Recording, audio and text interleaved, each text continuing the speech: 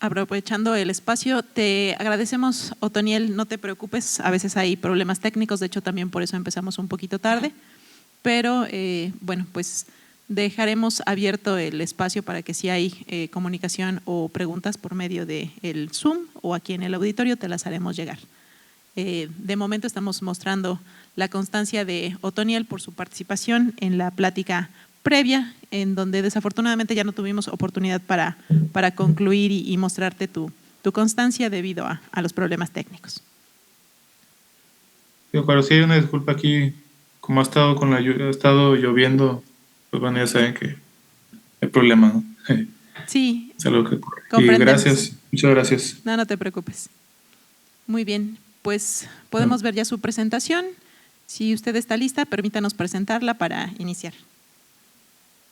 Sí, de acuerdo. ¿Podría colocarlo en pantalla completa? Progress.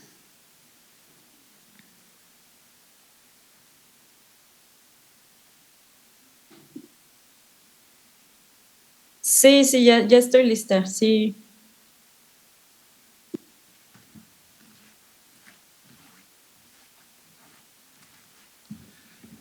Buenas tardes a todos. Tengo el placer de presentarles a la siguiente conferencista. Ella nos va a dar la tercera plática plenaria del día. Es la doctora Adi Margarita Bolívar Simé. Ella se graduó de la licenciatura en Matemáticas de la Universidad Autónoma de Yucatán en el 2004.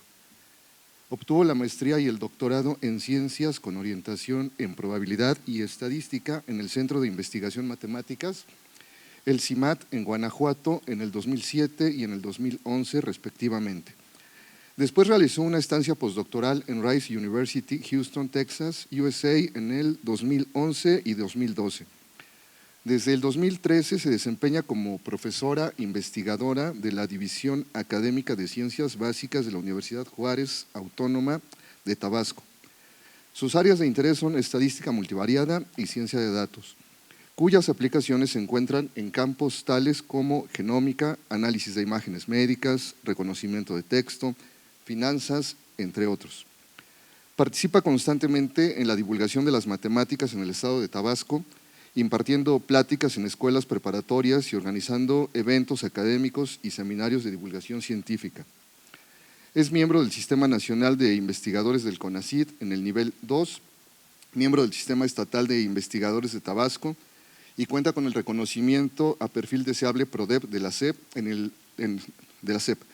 el 2018 obtuvo el reconocimiento al mérito científico de la División Académica de Ciencias Básicas de la Universidad Juárez Autónoma de Tabasco. En el 2022 obtuvo la distinción Mentora en la Ciencia por el British Council.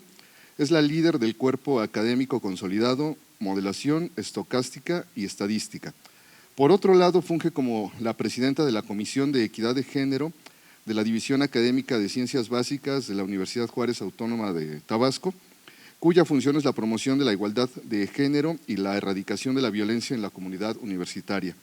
Y en esta ocasión nos va a presentar su charla, Métodos de clasificación multicategoría para datos de dimensión alta y su aplicación. Adelante, por favor, gracias. Sí, bueno, pues muchísimas gracias por la invitación a este evento. Es un gusto estar aquí. Bueno, entonces, como ya comentaron, a ver, voy a poner la pantalla completa, si se ve, ¿sí se ve bien así?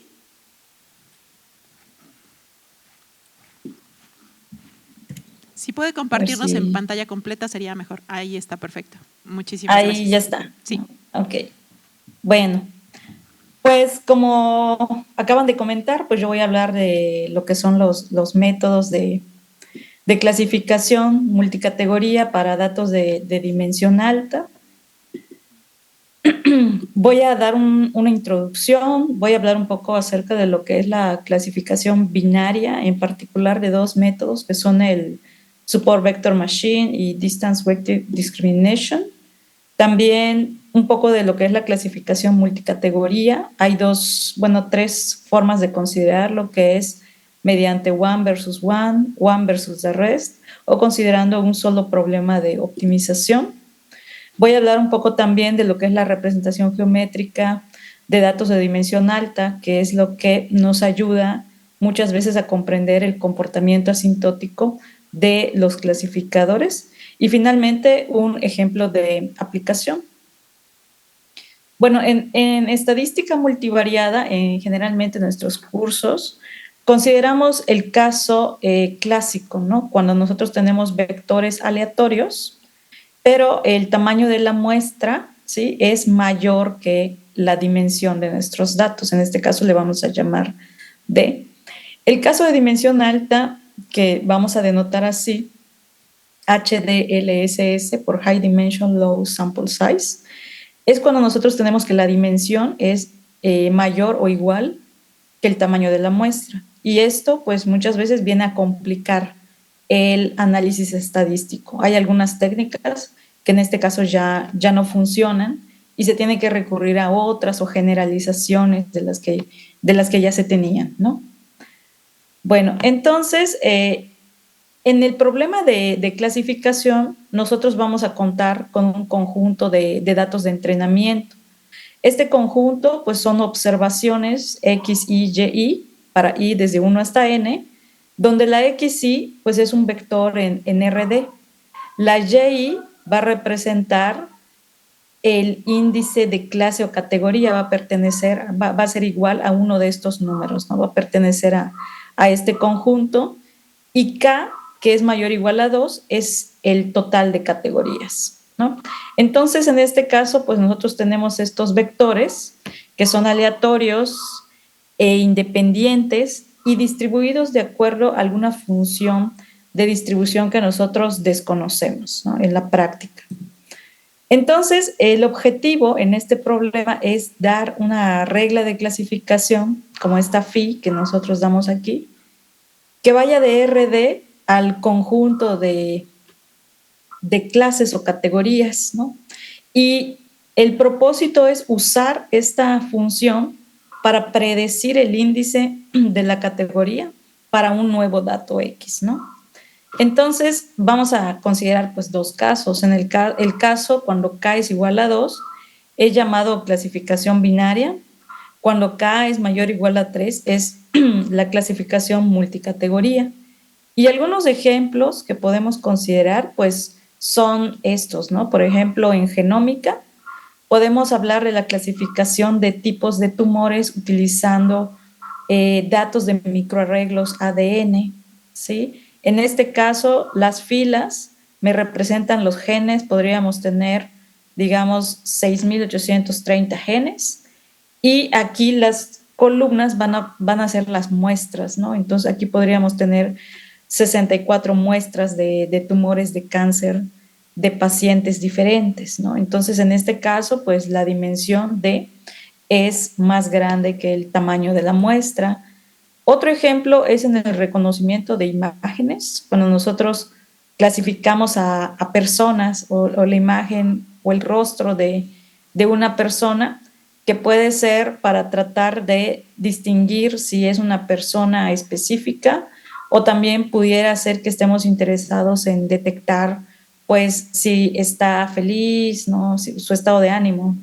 O podría ser que decíamos detectar, pues, hacia dónde ve, hacia dónde está la cara, ¿no?, entre otras cosas. Bueno, entonces estas imágenes, por ejemplo, pues tienen una resolución de 8 por 8 píxeles. Entonces, pues aquí lo que se hace es que se concatenan, digamos, los niveles, digamos, de blanco y de negro, se les asigna un número, y entonces tenemos una matriz, ¿no?, de numeritos entre 0 y 1, por ejemplo, ¿no? Y eso nosotros lo podemos concatenar para que se forme un vector, ya sea por filas o por columnas, y entonces tendríamos en este caso un vector de dimensión 64, ¿no? Y bueno, puede ser que esta dimensión, pues, sea todavía más grande, dependiendo de de la calidad de la imagen, ¿no? Y también podría ser que no contemos con un gran número de imágenes, ¿no? Entonces, en ese caso también tendríamos dimensión mayor al tamaño de la muestra.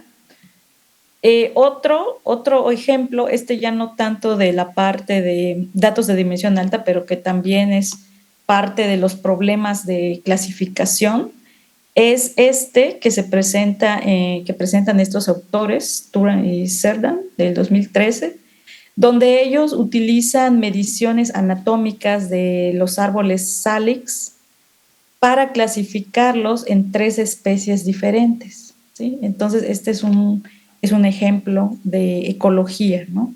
Donde la clasificación pues es crucial porque este tipo de árboles son difíciles de distinguir, o sea, las especies. Entonces, es bastante útil utilizar este tipo de metodologías estadísticas, ¿no?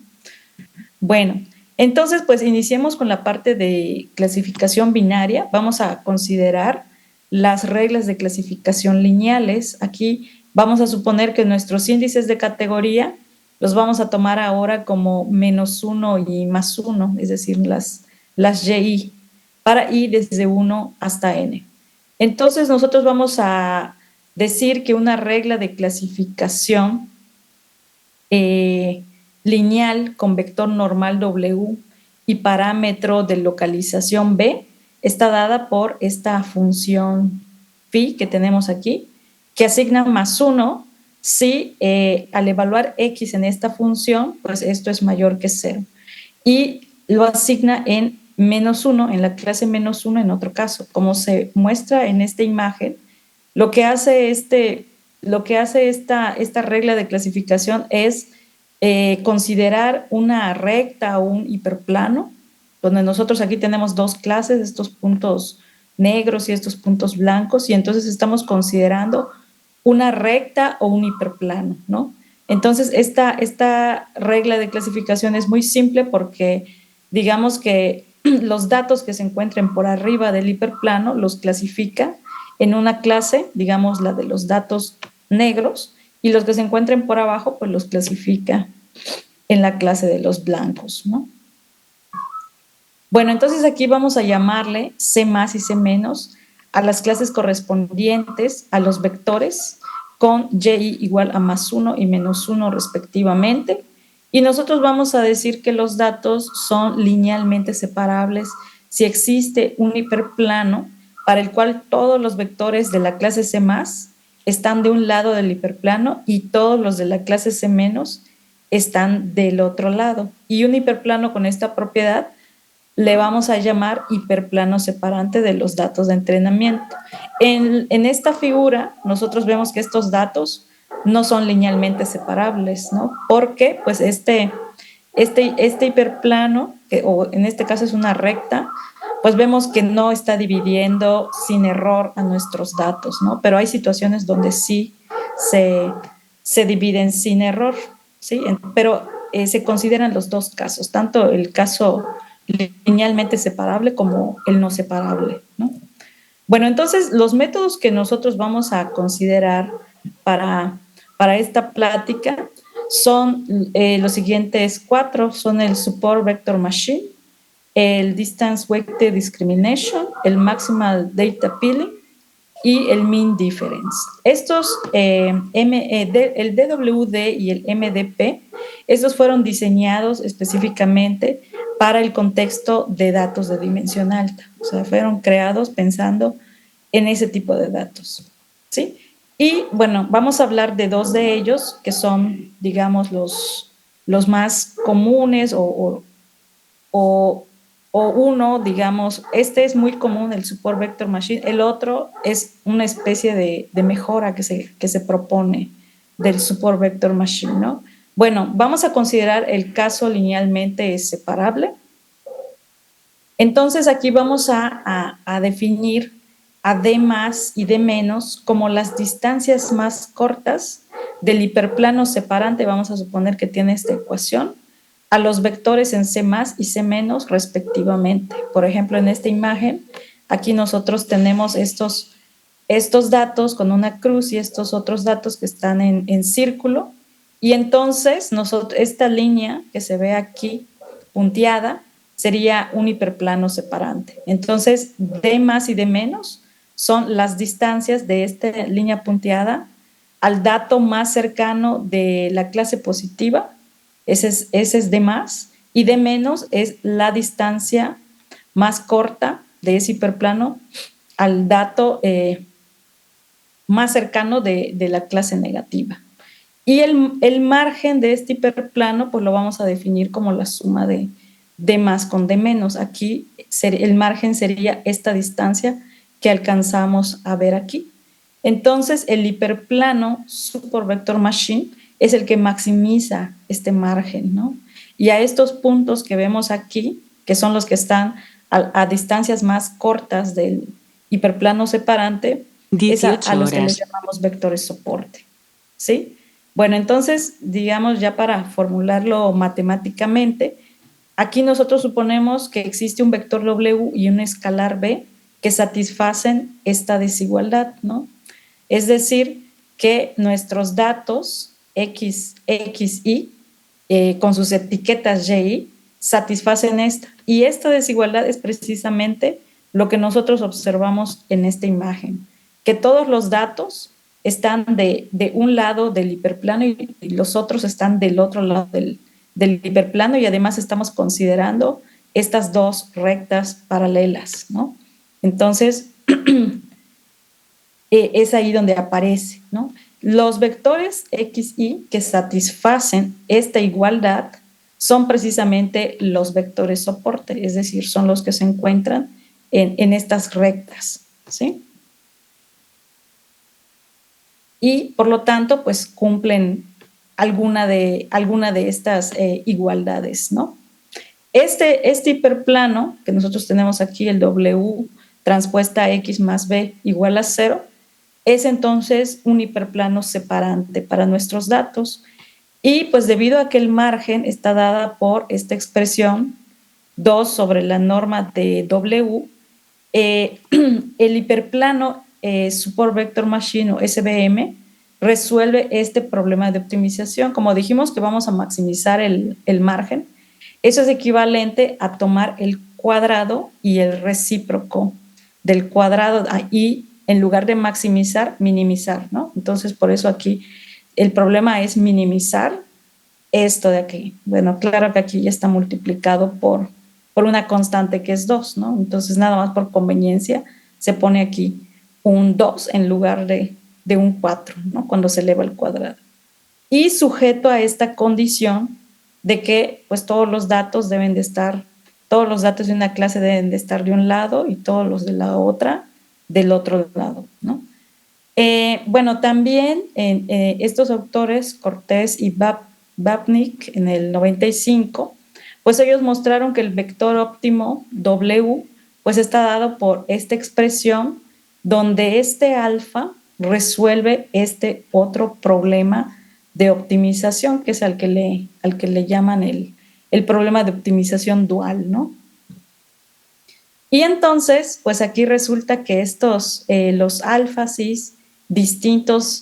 son distintos de 0 si X es un vector soporte, ¿sí? Únicamente los vectores soporte son los que están influyendo en el vector W, ¿no?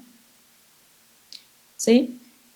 Además, para calcular el vector óptimo, el sesgo óptimo, que es este B, pues se utiliza cualquier vector soporte y entonces se despeja de la igualdad que cumplen los vectores soporte. Y entonces, pues tenemos que B pues es igual a esto, ¿no? Para cualquier vector soporte. O para que no tengamos problemas numéricos o computacionales, lo podemos hacer para todos los vectores soportes y promediar esos valores, ¿no? Y tomar eso como B, como la estimación, ¿no? Bueno, entonces, como mencionamos, el support vector machine pues únicamente utiliza a los vectores soporte para su expresión o para definir a ese hiperplano, ¿no? Entonces, bueno, Steve Merron y sus colaboradores en el 2007, lo que ellos hacen es proponer otro método que trata de mejorar al Support Vector Machine para que no únicamente utilice a los vectores soporte, que son los que están más cerca del hiperplano separante, sino que utilice el resto de la información en los datos, ¿no? Como que se desperdicia, ellos tenían la idea de que se desperdicia mucha información ahí.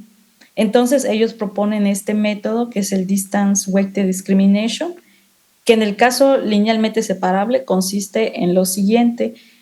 Vamos a considerar a todas las distancias de los datos al hiperplano separante, ¿no?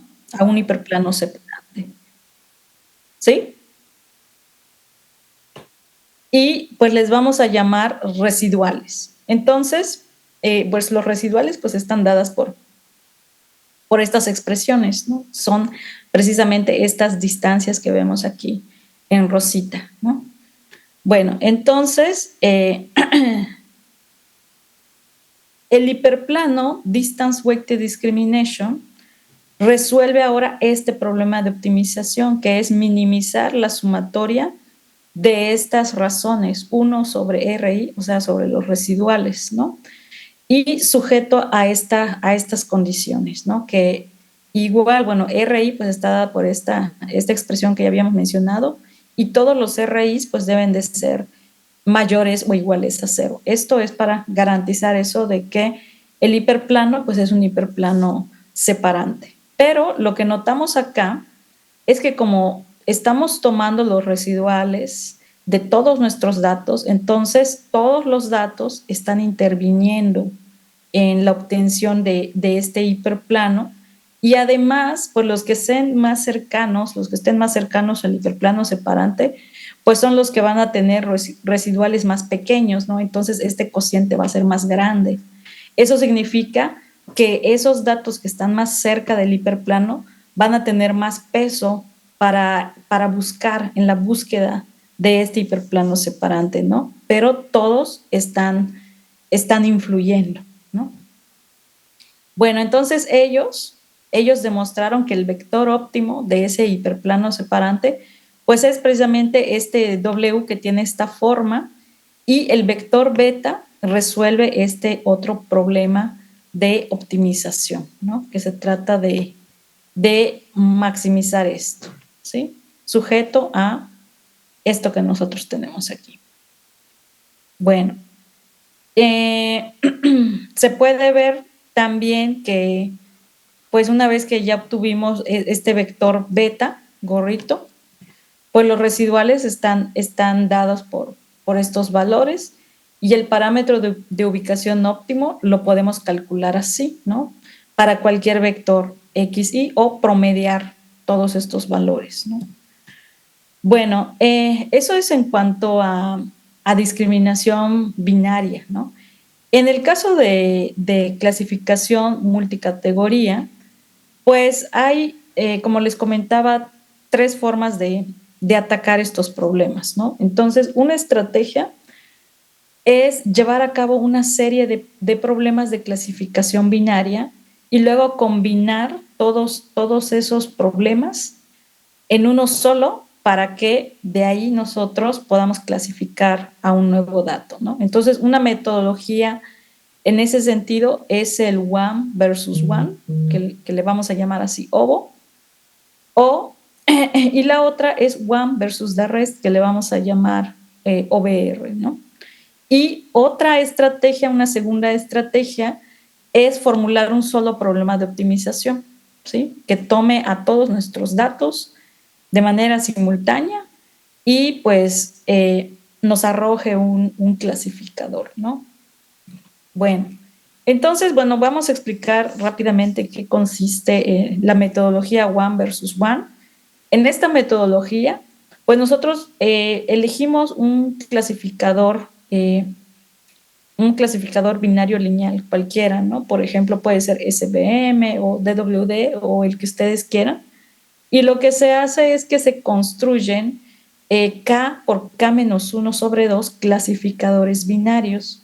Y cada uno de ellos es para clasificar los datos de las clases, de dos de las clases, ¿no? Entonces, por cada par de clases, nosotros vamos a tener un clasificador que me va a dividir a esas dos clases, ¿no? O que intenta clasificar a los datos de esas dos clases nada más, sin considerar a las otras, ¿sí? Entonces, pues hay varios métodos para combinar todos esos resultados una vez que ya se ajustaron todos esos clasificadores, y uno de ellos pues es el llamado, la estrategia de votos del máximo ganador de Friedman.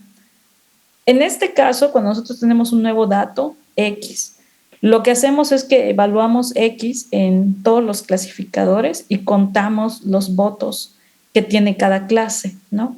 Entonces, el dato X es clasificado en la clase con mayor número de votos. En el caso de empates, porque sí podría ocurrir, ahí se elige una regla de desempate, ¿no? Por ejemplo, aquí nosotros tenemos el OVO SBM para tres clases, ¿no?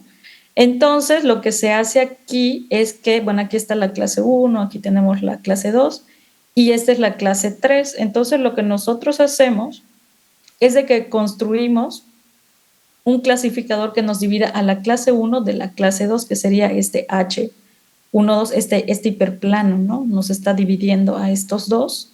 También construimos al que nos divide a la clase 2 de la clase 3, que sería el H23, es este hiperplano, y el que nos divide a la clase 1 de la clase 3, ¿no? Que sería este H13, ¿no? Entonces, cuando tenemos un nuevo dato, por ejemplo, este punto, este asterisco rojo que tenemos aquí, pues vemos cuál es el que tiene mayor número de votos. Entonces, en este caso, vemos que como está para el hiperplano 1, 2, está del mismo lado que la clase 1, entonces tiene un voto para la clase 1. Para el hiperplano 1, 3 también está del mismo lado que la clase 1, entonces tiene ya 2 votos para la clase 1. Y para este otro, el hiperplano 2, 3, pues vemos que está del mismo lado que la clase 2, entonces tiene 2 votos para la clase 1, 1 para la clase 2 y 0 para el 3, por lo tanto, se clasifica en la clase 1, ¿no? Lo cual, pues, vemos aquí en la imagen que es razonable porque se encuentra más cerca de esa nube de puntos que de las otras, ¿no? Y otra estrategia, pues, es la one versus the rest, donde aquí nosotros construimos K clasificadores binarios y es un clasificador por cada categoría, ¿sí? Entonces, cada clasificador que se construye es para separar cada una de las categorías del resto de las clases, ¿sí? Entonces, cuando se desea clasificar a un nuevo dato, pues los K clasificadores son corridos y la clase del clasificador con el valor más grande de su función de decisión es elegido. Y esta función de decisión pues puede ser la distancia asignada del dato al hiperplano separante o puede ser también pues un múltiplo, ¿no? De esa distancia, ¿sí? Por ejemplo, aquí nuevamente tenemos el caso para SBM, entonces tenemos el OBR SBM y aquí nuevamente tenemos nuestras 3 clases y el punto nuevo, ¿no? Entonces, como mencionábamos, por cada clase tenemos que construir un hiperplano que nos divida a esa clase del resto de las clases. Por ejemplo, este H1 nos divide la clase 1 de las otras 2 clases, ¿no? El H2 nos divide a la clase 2 del resto de las clases, de las otras 2 clases, y la H3 pues nos divide a la clase C3 del resto de las clases. Entonces, cuando nosotros tenemos un nuevo punto, pues consideramos las distancias de ese punto a los hiperplanos separantes. En este caso, también tenemos que ver si el punto está del mismo lado de la clase que le interesa a ese hiperplano, pues es una distancia positiva. Y si está del otro lado, de la clase que le interesa ese hiperplano, pues es una distancia negativa, ¿no? Entonces, en este caso, estas dos distancias son negativas, esta es positiva, y pues la máxima pues es esta, la positiva. Por lo tanto, el dato es clasificado en la clase 1 nuevamente, ¿no? Porque es la que tiene la distancia asignada más grande. Bueno, y el caso de un solo problema de optimización, como les decía, aquí nosotros podemos pensar en construir un vector de funciones de decisión, que serían estas F1 hasta Fk, ¿sí? Donde cada componente representa una clase. Entonces, las funciones fi se obtienen de manera simultánea en un solo problema de optimización usando todos los datos de entrenamiento, ¿no? Y cuando nosotros tenemos un nuevo dato X, su clase es estimada mediante esta regla de clasificación, ¿sí? Que toma la clase que maximiza estas funciones de decisión, ¿no? O sea, cuál es la función de decisión más grande en X, entonces es a esa clase, ¿no? A donde lo mandamos, ¿de acuerdo? Bueno, y como les comentaba anteriormente, para estudiar el comportamiento de pues varios métodos de clasificación, tanto binaria como multicategoría, una de las cosas que se ha utilizado mucho es la representación geométrica de datos de dimensión alta. ¿En qué consiste esta representación geométrica? Bueno, vamos a suponer que ZD es un vector aleatorio d-dimensional de la distribución normal multivariada estándar. Entonces, Hall y colaboradores, entre ellos se encuentra también el doctor Steve Merron, pues ellos mostraron que el vector aleatorio Z pues vive cerca de la superficie de una esfera, en el sentido de que la norma de Z es igual a D a la 1/2 más un error en probabilidad, ¿no? Cuando la D tiende a infinito, es decir, que pues se encuentra cerca de una esfera de radio D a la 1/2, ¿no? Y también, si nosotros tenemos dos vectores independientes, la distancia entre estos dos también se aproxima a una constante cuando decrece, es esta constante de aquí, y el ángulo entre ellos es aproximadamente ortogonal, ¿no? Entonces, para imaginar un poco cómo se vería esto, si nosotros tuviéramos 3 puntos, entonces aquí lo estamos viendo en dimensión 3, pero esto se refiere que cuando la dimensión tiende a infinito, ya los datos empiezan a tener pues esta representación, empiezan a estar en los vértices de un n simplex, bueno, en este caso es un 3 simplex, ¿no? Que sería este triangulito, ¿sí?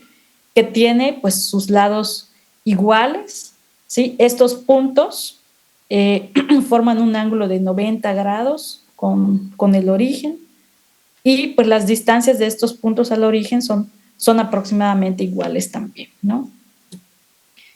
Bueno, diversos autores, como todos los que mencionamos aquí, mostraron que esta estructura aproximada de n simples que tienen los datos gaussianos estándar, cuando la dimensión crece, se puede tener para distribuciones más generales. Entonces, pues hay en todos estos artículos, pues se presentan como que diversas hipótesis para que esto se cumpla, ¿no? Entonces quiere decir que es algo muy amplio, ¿no? Bueno, y bueno, en cuanto al trabajo que yo he realizado en la parte de clasificación binaria lineal, utilizando esta representación geométrica, ¿sí? Para estudiar a clasificadores, pues en este trabajo con Steve Merron en el 2013, nosotros estudiamos el comportamiento asintótico de estos 4 métodos en términos de los ángulos entre el vector normal al hiperplano y la dirección óptima para la clasificación en el caso de datos gaussianos y con una matriz de covarianza común diagonal. Posteriormente, pues junto con el estudiante Córdoba Rodríguez en el 2018 de Lowhat, se extendieron estos resultados para datos ahora con la representación geométrica asintótica no necesariamente gaussianos y con matriz de covarianza común no necesariamente diagonal. También aquí estudiamos las probabilidades asintóticas de clasificación correcta y posteriormente en el 2021 se extendieron nuevamente estos resultados, pero ahora para considerar la representación geométrica, datos con esta representación geométrica y con matrices de covarianza no necesariamente iguales y por supuesto tampoco necesariamente eran diagonales, ¿no? Y con respecto al comportamiento de los clasificadores lineales multicategoría, pues recientemente también se hizo un trabajo con el estudiante de doctorado Dorilian. Bueno, entonces, para hablar un poquito de eso, pues primero vamos a decir cuáles son las hipótesis que nosotros consideramos. Bueno, aquí vamos a suponer que tenemos K mayor o igual a 3 clases independientes, digamos que son estos nuestros datos de vectores aleatorios, de dimensionales, con media mu j y matriz de covarianza sigma j, ¿sí? Y vamos a asumir que se cumple lo siguiente, para cada clase CJ, asumimos que se tiene la representación geométrica asintótica en el sentido de que la norma de cada uno de los datos a su media, la norma al cuadrado, perdón, la distancia al cuadrado de estos datos a su media, dividido entre D, converge a una constante. La distancia entre pares de datos de la misma clase, también al cuadrado y dividido entre D, converge a esta otra constante cuando la D tiende a infinito, donde esta sigma pues es un valor positivo, ¿no? Y también vamos a suponer que las distancias al cuadrado de las medias de 2 clases diferentes, ¿sí?, escaladas por D, converge también a una constante. Y si nosotros tomamos 2 vectores de clases diferentes, la distancia al cuadrado entre esos vectores escalada por D también converge a una constante que es precisamente esta, ¿sí? Estas de acá pues están en términos de las distancias anteriores, ¿no? Básicamente lo que nosotros estamos diciendo en estas 3 condiciones es que los datos están asintóticamente en los vértices de un poliedro, ¿no?, donde los de una clase pues están en un n simplex, bueno, en un nj simplex, ¿no? ¿Sí? Y si nosotros nos tomamos 2 clases, cualquier par de clases, pues esos están asintóticamente en un ni más nj poliedro, ¿no? Cuando la dimensión crece. Y los datos de una pues están en un simplex y los datos de la otra están en otro simplex. Algo así como lo que nosotros observamos acá, ¿no? Donde nosotros aquí tenemos pues 2 datos en una clase x1, x2 y 2 en la otra clase que son y1 y y2. Y entonces las distancias entre esos datos convergen a una constante que sería esta, ¿no? ¿Sí? Y para la otra clase pues converge a esta otra constante. Y las distancias entre pares de puntos de diferentes clases converge también a una constante que son estas líneas negras que vemos, ¿no? Entonces algo así se vería en dimensión alta, ¿no? Y entonces, bueno, en este trabajo, que bueno, los resultados pues sí pueden ser muy técnicos, entonces únicamente voy a resumir qué es lo que nos aportan. Este trabajo de Dorilian García Cerino, junto con el doctor Víctor Pérez Abreu y conmigo, se realiza lo siguiente para estos métodos, el OVO, MD, SBM, MDP y DWD, se consideran esas hipótesis que mencionamos anteriormente y se encuentran condiciones suficientes para que la probabilidad de clasificación correcta de un nuevo dato de cualquier clase converja a 1 cuando la dimensión de los datos tiende a infinito, mientras que el tamaño de la muestra permanece fijo, ¿sí? Entonces, esas condiciones están precisamente en términos de esas constantes que nosotros vimos, que son las sigmas J, las CIs.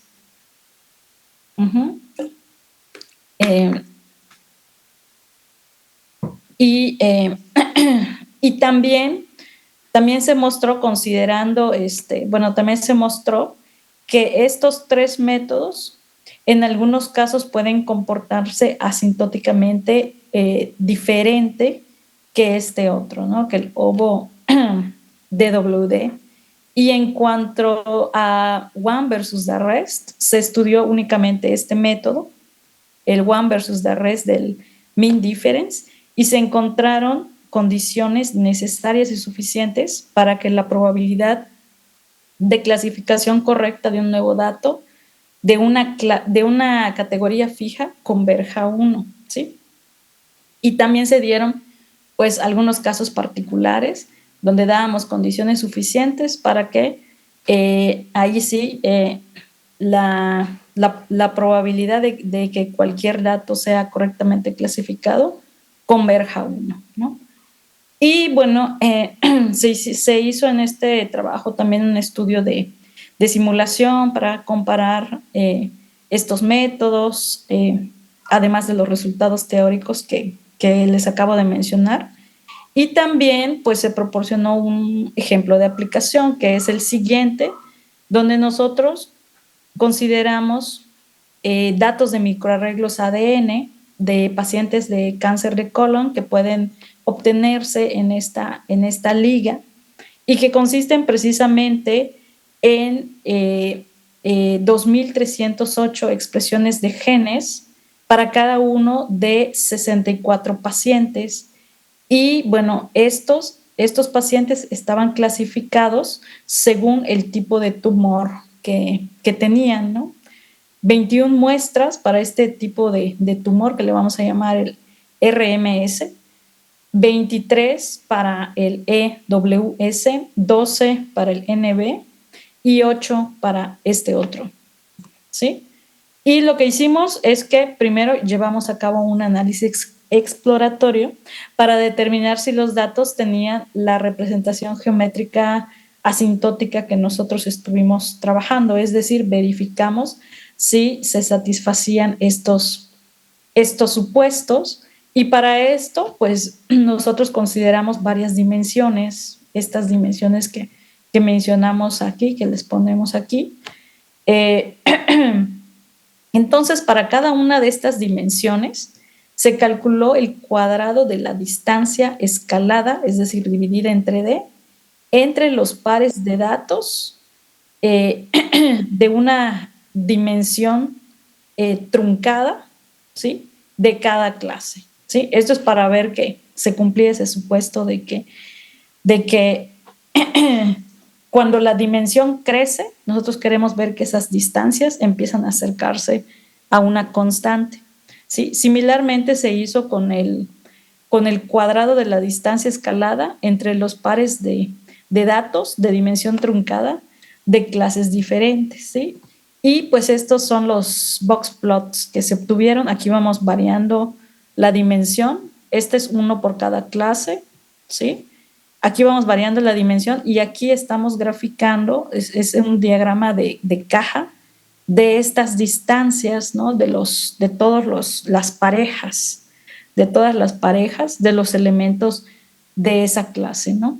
Y vamos viendo que efectivamente para esta clase, por ejemplo, cuando la dimensión empieza a crecer, vemos que la box plot es cada vez más achatada. Entonces eso nos indica que sí se está satisfaciendo de manera razonable ese supuesto. Análogamente con esta otra clase, con estas otras también se ve que las gráficas de caja se van haciendo cada vez más achatadas, un poquito menos, pero sí, ¿no? Entonces, pues eso nos indicó que efectivamente estos datos que estábamos considerando, pues era razonable que cumplieran con los supuestos de nuestros resultados teóricos. Bueno, también se hizo para las distancias entre pares de datos de diferentes clases y se observó lo mismo, ¿no? Bueno, posteriormente lo que hicimos fue pues verificar cómo se estaban comportando estos métodos que habíamos estudiado teóricamente y también los que no pudimos estudiar teóricamente, pero al menos sí de manera numérica. Pues dividimos a los datos aleatoriamente en datos de entrenamiento y datos de prueba. Y entonces, pues se construyeron los clasificadores usando los datos de entrenamiento y evaluando el desempeño con los datos de prueba. Este procedimiento lo repetimos 100 veces y obtuvimos la media de la tasa de error de clasificación de cada método para cada clase y globalmente, es decir, de todas las clases, ¿no? Y denotamos estas tasas por P1, P2, P3, P4 y P sub 0, respectivamente, ¿no? Entonces, nosotros consideramos pues 2 escenarios, ¿sí? El primer escenario pues es este, donde a las clases pues las tomamos así, C1, C2, C3, C4, con estos tamaños de muestra para los datos de entrenamiento, y el complemento pues eran nuestros datos de prueba, ¿no? Entonces, las tasas medias de error de clasificación pues son las que se muestran aquí en esta tabla, donde vemos que pues son pues cercanas a 0, es decir, como que estos 8 métodos pues tienen tienen un buen comportamiento. Vemos que el MD, tanto OBR-MD como OBO-MD, pues son ligeramente más grandes que sus tasas de error, son ligeramente más grandes que las otras, ¿no? Sin embargo, pues no son tan altas, ¿no? Análogamente, se consideró este otro segundo escenario, donde aquí ya los tamaños de los datos de entrenamiento ya no son iguales, ¿sí? Y aquí también pues observamos que las tasas de error de clasificación para los 8 métodos pues son bastante cercanas a 0, ¿sí? Entonces pues eso nos indica que estos métodos están funcionando muy bien para estos datos, ¿no? Y bueno,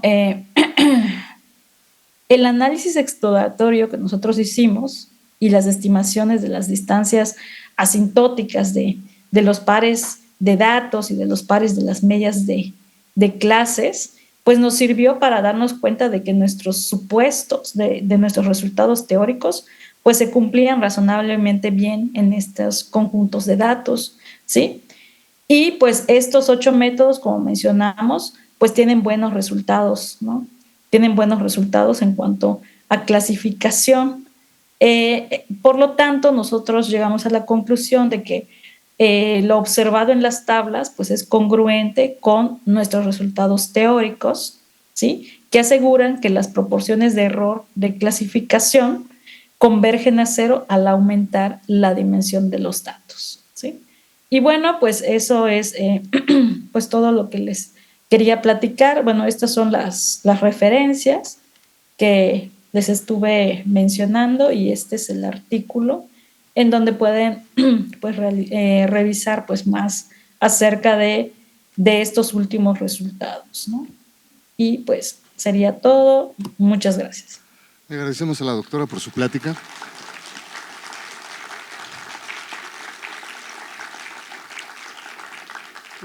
Muchas gracias, la plática estuvo muy interesante. No sé si alguien del público tenga alguna pregunta que quiera realizar o alguna pregunta en el chat. Por favor, el micrófono para la doctora Marisol. Buenas tardes, doctora Adi. Muy interesante su plática. Yo tengo 2 preguntas. En la slide 26, si nos la presenta, por favor. Ajá, ¿la 6? 26. Ok, 26. Ajá. En esta parte usted menciona la clasificación C1, C2, C3 y el comportamiento de H3 con H1, pero ¿se puede dar el caso que al presentar esta clasificación tenga una de las clases vacía, o sea, no logre agrupar datos? ¿Y qué significaría esa no agrupación? Bueno, aquí, estas C1, C2 y C3 me están marcando que estos datos verdes, pues son de la clase 2, ¿no? Estos azules son de la 1, estos son de la 3, ¿no? Estos otros son de la 3. Entonces, este método, pues sí, lo que hace es que nos divide, lo que hace es que divide el espacio Rn, donde viven nuestros datos, nos lo va a dividir en 3 regiones, ¿no? De tal forma que si yo tengo un nuevo dato y cae en una región, pues lo voy a clasificar en una clase, ¿no? Bueno, nos lo va a dividir, como son en este caso son 3 clases, nos lo va a dividir en 3 regiones. Entonces, la región 1, si cae un dato ahí, me lo va a clasificar en la 1. Si cae en la región 2, en la 2, y si cae en la 3, en la 3. Pues veo muy difícil que alguna región quede vacía, ¿no? Porque pues aquí los datos, como siempre vamos a tener datos de las clases, de algún modo, pues siempre va a haber una parte de RN que corresponda a una región, aun si estuvieran mezclados, ¿no? Sí nos debe de arrojar 3 regiones el método, ¿no? Ok, muchas gracias. Y la segunda pregunta es, estoy estudiando licenciatura, estoy en los últimos semestres, quiero un tema de tesis. ¿Qué recomendación, qué literatura daría a un estudiante que esté en ese proceso de la elección de un tema de tesis? Pues ahí depende de qué es lo que tú quieres, por qué área te inclinas, ¿no? Si te estás inclinando por el área de estadística multivariada, no sé si sea esa tu inclinación o es alguna otra rama de la estadística o alguna otra rama de las matemáticas, pues ahí yo te recomiendo que pues te vayas, o sea, te acerques a los profesores del área que más te gusta y pues platiques con ellos acerca de temas, ¿no? Y tú elijas qué es lo que te gustaría más hacer. Muchas gracias. ¿Alguna otra pregunta? Sí, de nada. Yo quisiera hacer una pregunta. ¿Es posible utilizar algún otro clasificador, no sé, el clasificador Naive de Bayes o trabajar con el perceptrón en lugar de máquinas de soporte vectorial? ¿No tiene sentido hacer ese uso de los clasificadores?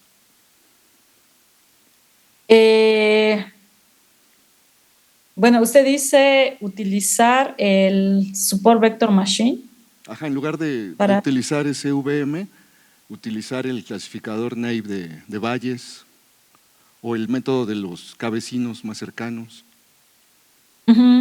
Bueno, sí, hay varias cosas que, bueno, lo que aquí mencionamos, estos métodos para extender clasificadores binarios a multicategoría, el OVO y el OVR, estos se pueden utilizar para cualesquiera clasificadores binarios lineales, ¿no? Pero sí usamos lineales porque es a través de hiperplanos, ¿no?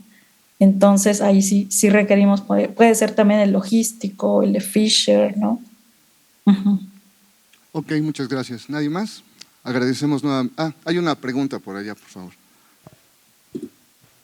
Okay. Hola, muchas gracias por su presentación.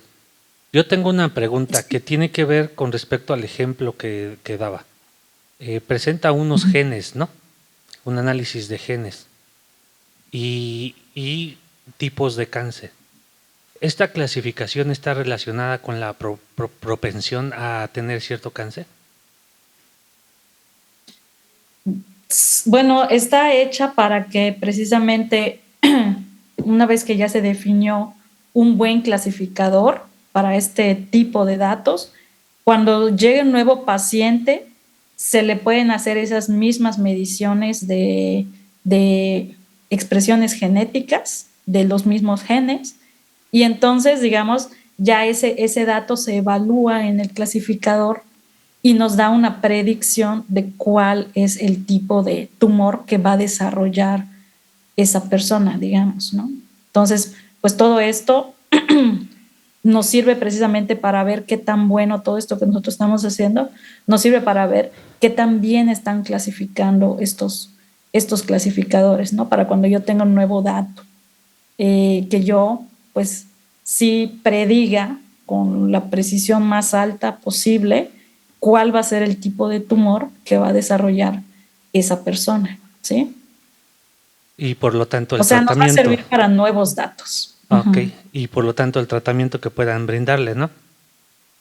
Exacto, entonces ya se determina pues cuál es el mejor tratamiento para los pacientes. Ok, muchas gracias. Sí, ¿no? Bueno, le agradecemos a la doctora y le mostramos en pantalla, le compartimos un reconocimiento. Gracias. Sí, muchísimas gracias a ustedes.